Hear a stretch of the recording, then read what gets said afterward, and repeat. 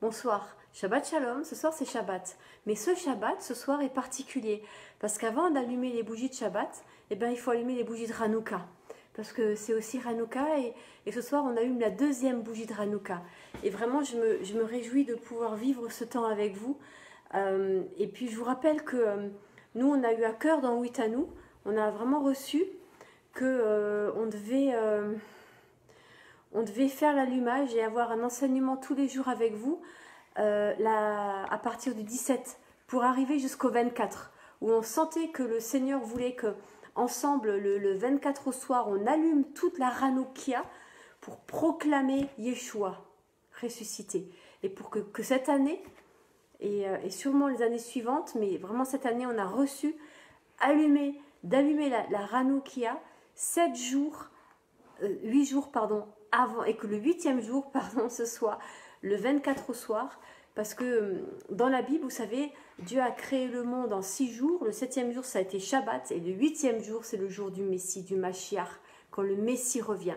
Et Noël c'est ça, c'est le Messie qui vient, mais je pense que Noël aussi doit être rempli d'une nouvelle dimension, à savoir de Yeshua qui vient dans sa gloire. Parce qu'on sait à peu près tous, les historiens, les théologiens, on est tous d'accord pour dire que Yeshua, s'il est né, c'est plus à Sukkot, à l'automne, qui est la fête des tentes, la fête des tabernacles, la fête de la rencontre, voilà, où on rencontre Yeshua, où on rencontre le Jésus, où on rencontre le Messie, plus qu'à Noël, où Noël c'est la lumière, où on proclame dans cette nuit du 24, qui est la nuit du solstice d'hiver, on proclame la lumière du Messie. Amen. Alors je vais allumer la Hanoukia. La première chose qu'on allume dans la Hanoukia, c'est le chamar, c'est le veilleur. Vous voyez, c'est celui qui veille et qui est, au fond, c'est plein d'images. C'est Jean-Baptiste qui est là pour ouvrir le chemin pour Yeshua, mais c'est aussi Élie qui viendra avant le Messie pour annoncer le Messie. Alors on prend le chamar, cette bougie du veilleur, celui qui veille, et puis on allume la première bougie, la bougie du jour, et puis on allume la bougie de la veille, et aujourd'hui on allume 2 bougies, les 2 bougies à notre Hanoukia, qui chez nous est devant la fenêtre, pour que les gens du dehors le voient, et puis on a cette chance quelque part d'être sur un parking, et que les gens voient la lumière.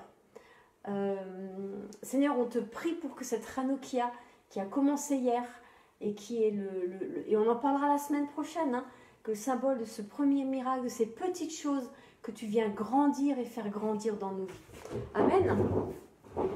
Voilà, et maintenant je m'installe, je tourne mon pupitre. Voilà. Et pour qu'on se voit, et maintenant on allume les bougies pour Shabbat. On a préparé pour Shabbat, pour accueillir le Shabbat. Et le Shabbat, vous vous rappelez, hein, c'est ce lieu, cet espace-temps que l'Éternel nous demande d'ouvrir pour accueillir sa présence. Ayette, s'il te plaît, tu vas allumer la lumière du salon. Voilà, je demande juste à ma fille d'allumer la lumière parce que ça reste un peu sombre malgré tout. Et en même temps, c'est mieux. Mais en même temps, cette obscurité, vous savez, cette demi-lumière ou demi-ombre, est-ce que c'est pas aussi quelque part notre réalité? Vous voyez, aujourd'hui, on prie que le Seigneur vienne nous éclairer, et puis on sent bien qu'il ne met pas sa pleine lumière, mais qu'il y a de la lumière quand même.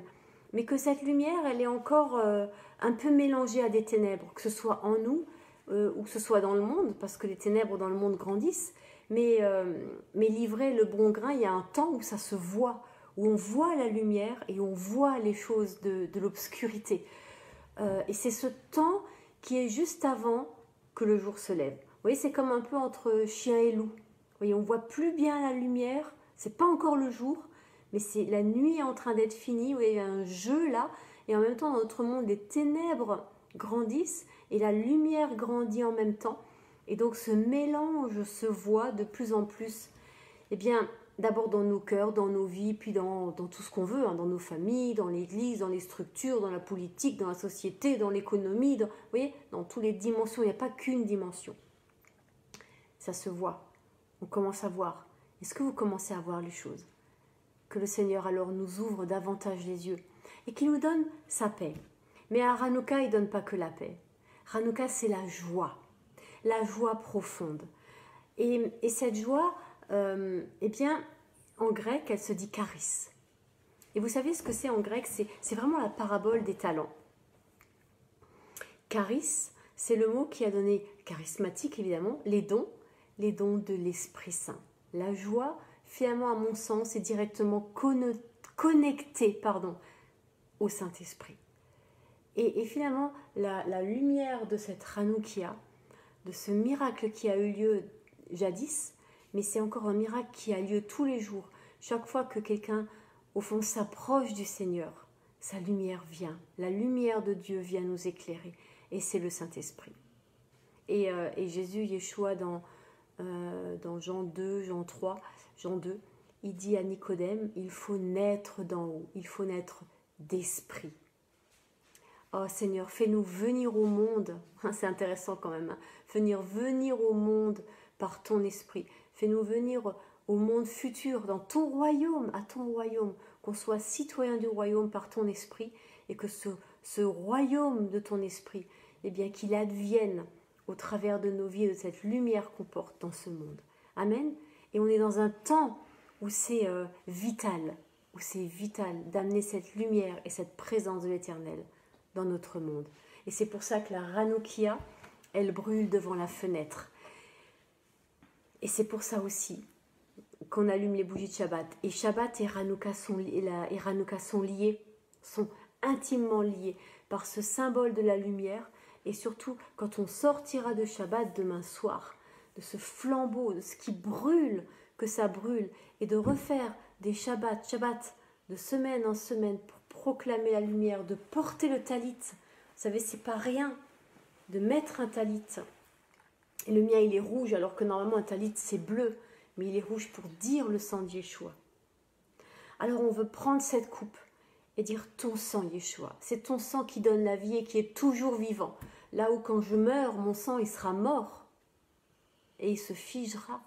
Là, ton sang à toi est vivant et il continue de couler sur nos vies, de nous purifier. Et Hanouka, c'est vraiment ce passage de l'obscur, de l'ombre, des ténèbres à la lumière, de la saleté, des salissures qui sont encore en moi, des impuretés qui sont encore en moi, à ta pureté, à ta présence. Je vous invite à prendre ce sang de Yeshua sur vous et en même temps en nous, puisqu'on boit ce vin, qui est symbole, on ne boit pas du sang, c'est le symbole de dire mais que ça vienne purifier jusqu'aux entrailles, jusqu'au plus profond de ma vie, pour que ta joie vienne en moi, ton Saint-Esprit. Et Hanouka, c'est la fête du Saint-Esprit, de la lumière. Et c'est une fête où on s'enracine dans cette présence. Là où les fêtes d'automne, les fêtes de printemps sont des fêtes de pèlerinage, où on va, où on est envoyé hors d'Égypte à la rencontre de Dieu au Sinaï, Hanouka, on reste pour être enraciné dans la lumière. On reste dans la présence de l'Éternel, dans le temple de l'Éternel. Mais quel temple! Quel temple! Saint-Esprit vient nous révéler toutes ces choses. Ton sang, Yeshua. Voilà. La deuxième chose qui nous est donnée à Shabbat, et j'ai oublié de chanter la chanson sur les bougies, mais tant pis.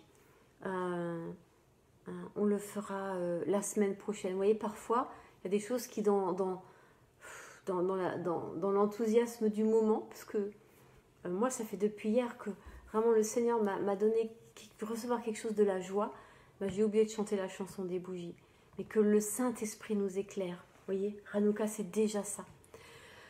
Ah, ce pain brisé, nos vies brisées.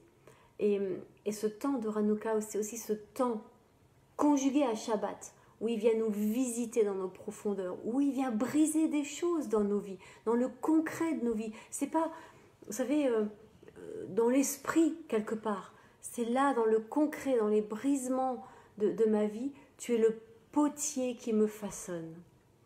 Yeshua est le potier qui par son esprit nous façonne pour nous rendre, pour qu'on soit au service du Père. Voilà, pour qu'on soit au service du Père.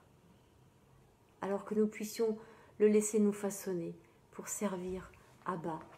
Et que notre papa il soit fier de nous et qu'il puisse venir habiter nos vies.